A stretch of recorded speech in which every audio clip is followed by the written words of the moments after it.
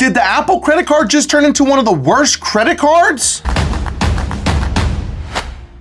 In a new shocking revelation, the CFPB orders Apple and Goldman Sachs to pay over $89 million for Apple Card failures. This is huge, and it's absolutely absurd that Apple and Goldman Sachs got fined, but is the fine even big enough? $89 million for Goldman Sachs and Apple combined, or is it $89 million per each company? Because Apple's a separate entity, and so is Goldman Sachs. So on today's video, I'm gonna break this up into three very important parts that you do not want to miss. Part one, what exactly did Apple and Goldman Sachs get caught doing? Part two, is anyone gonna actually get any money out of it? And when I say anyone, I actually mean you, the Apple Card users. And part three, is Apple still doing what they were accused of? Because I bring proof of something that I found that you do not want to miss. But before we jump into this video, make sure that you smash that like and subscribe button because that helps this video get out to more people so everyone can stay informed. So let's go ahead and jump into this video because we got a lot to cover today. So part one, the CFPB orders Apple and Goldman Sachs to pay over $89 million for Apple Card failures. This is huge. So the real question is, when the CFPB gets involved and they order the companies or entities to pay out, do the actual people that were affected get paid out? I'll be honest with you, I'll give you a couple of great examples.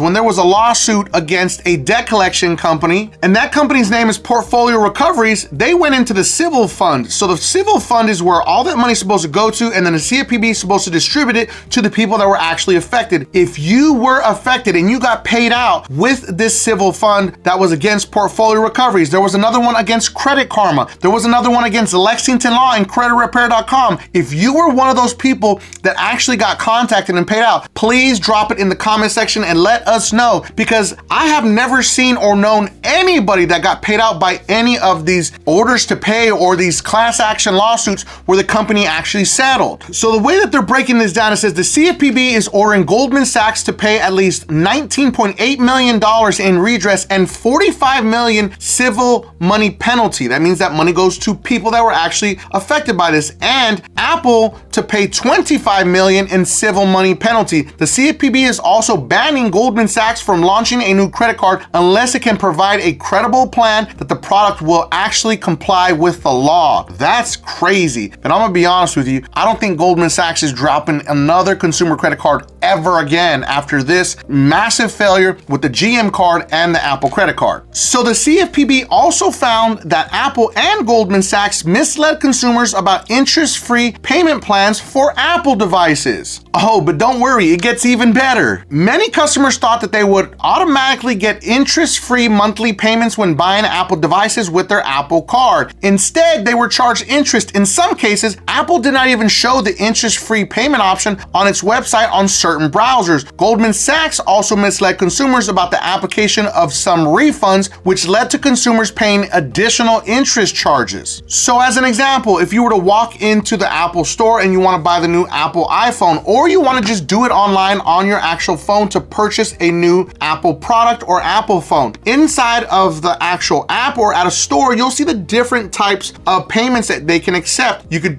just pay for it outright, or you could put it on an Apple Card monthly installment plan. And I noticed this recently when I was going to purchase the new iPhone because I wanted a new phone and I needed the space. I needed another terabyte. I know that sounds crazy, but I create a lot of content, so having an additional phone is huge for me. And as you may know, I have the Apple credit card, unfortunately, apparently. But what I noticed, what was very interesting, is it tells you, for the Apple iPhone, it's $1,599 total finance. So it's $662 a month for 24 months. Now you can finance it at 0% APR for 24 months. It states it very clearly. But then I thought to myself, if they put this on a credit card, that's gonna put a $1,500 balance on your credit card. That's gonna raise your utilization and drop your credit score. A lot of people may not know that, and they get this and then they get shocked. And this is probably a question that nobody ever asked. How is it possible that Apple is going to separate this one purchase on a credit card separate from all the other purchases that are on the credit card and not charge me any interest fee? It just seemed too good to be true, and apparently it was. Because allegedly in this report, it's stating that people that purchased Apple products were in fact paying interest fees when it was supposed to be interest interest-free. But we'll put it up on the screen right here so you can see that this is from my iPhone, the different choices it gives you. So the top one is with the Apple credit card monthly installments, but then you go down to the very bottom right there in the middle, it says Apple iPhone payments. That one is actually financed through Citizens One. You'll finance your new iPhone at 0%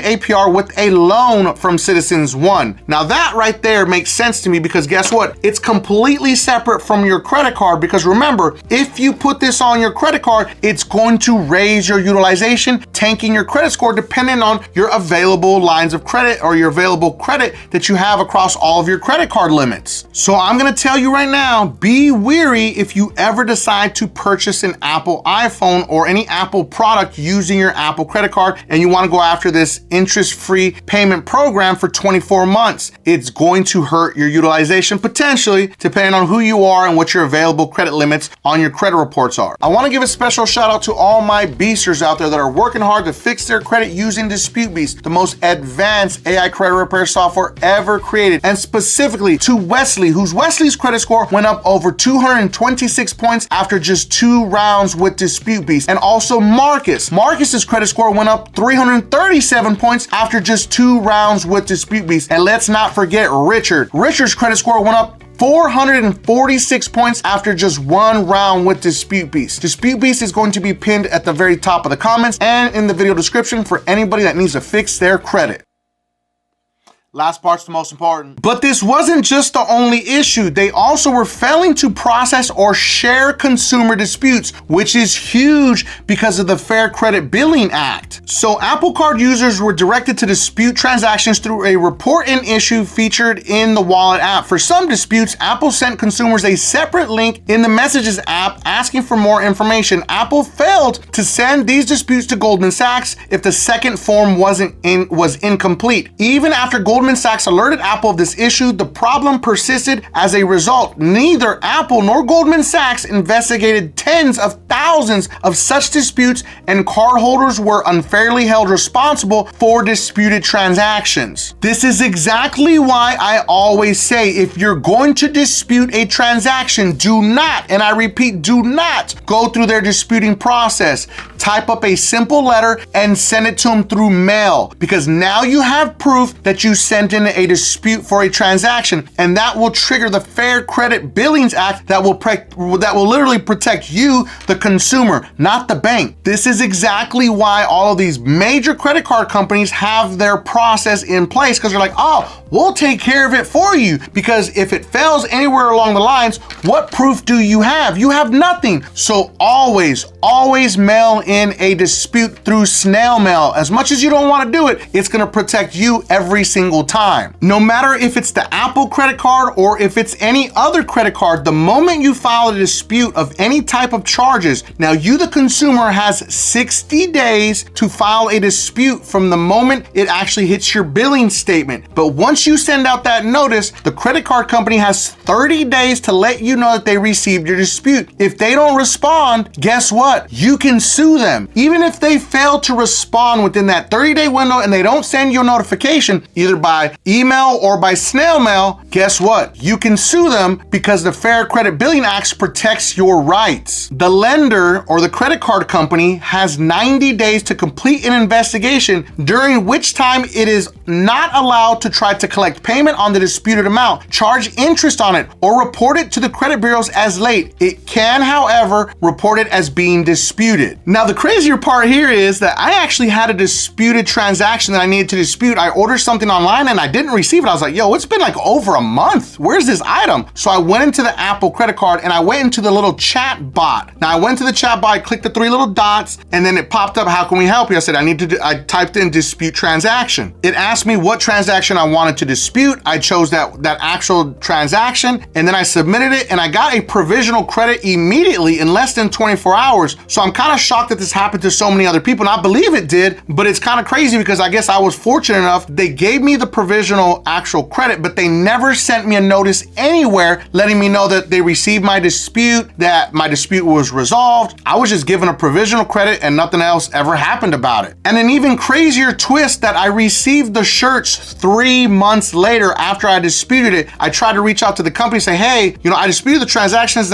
since I never received them. Now I received the shirts. How can I pay you? And of course, the company never responded to my email. Now remember, this is not financial advice or legal advice, and I am not an attorney, but a lot of people are going to think this is going to lead to some massive class action lawsuit. And unfortunately, I don't believe it's going to, because you have 60 days to dispute any transaction. If you did not dispute the transaction and it's past that time frame, then you have no legal basis. And remember, you must send it in writing to trigger the Fair Credit Billings Act. Now on to part 2, who's going to get paid? Now there is a civil fund. Now the way that this works is you go to the CFPB website, type in civil fund, and once they're actually going to start paying out people in the civil fund, it will pop up, and then you can go in there and fill out some type of form. But again, I've never known anybody, being in this industry for over 12 and a half years, I've never met a soul that's ever been paid out by the civil fund. And part number 3, be very, very wary of using this Apple credit card to purchase any actual interest-free loans for Apple products inside of the Apple credit card or the Apple app or inside of any Apple store.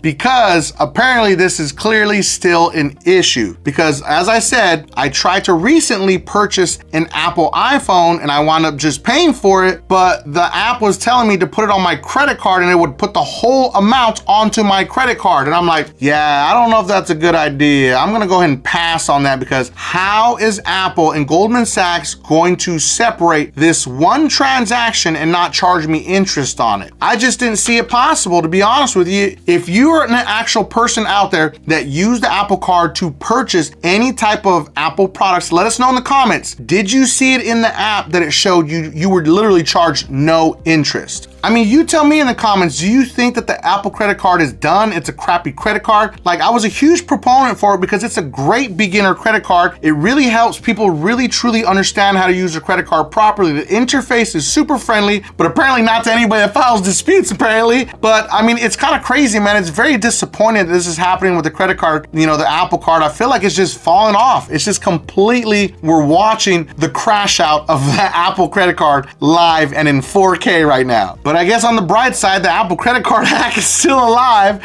We still have that for all the beginners out there, but still, man, this is wild. So I hope you enjoyed this video. We covered another big one on a massive agreement between the CFPB, the Apple card, and Goldman Sachs. Now make sure that you watch this next video because it is about a credit union that you may want to learn about. And if you felt that I brought you some value in this video, make sure that you don't forget and subscribe to increase your credit score.